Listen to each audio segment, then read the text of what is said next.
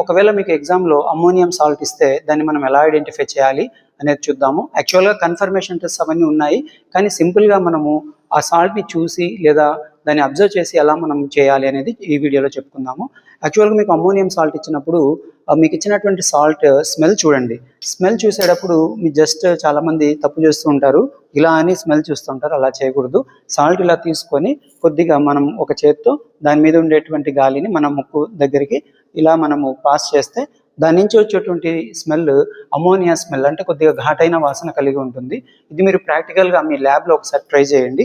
And second thing వచ్చేసి, ఒక dry test ట్యూబ్లో మీకు ఇచ్చినటువంటి సాల్ట్, అదే అమోనియం సాల్ట్ని తీసుకొని హీట్ చేసినట్టయితే, హీట్ చేసినప్పుడు అమోనియం సాల్ట్ కానీ అయితే లోపలంతా కూడా టెస్ట్ ట్యూబ్ లోపల మీకు అంతా వైట్గా ఫ్యూమ్స్ లాగా ఫామ్ అయిపోతుంది, అంటే సబ్లిమేషన్ జరుగుతుంది.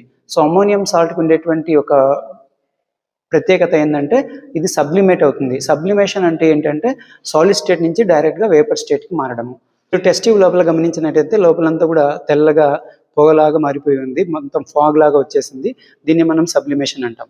అంటే ఏదైనా ఒక పదార్థము సాలిడ్ స్టేట్ నుండి డైరెక్ట్గా వేపర్ స్టేట్కి మారితే దట్ ఈస్ కాల్డ్ సబ్లిమేషన్.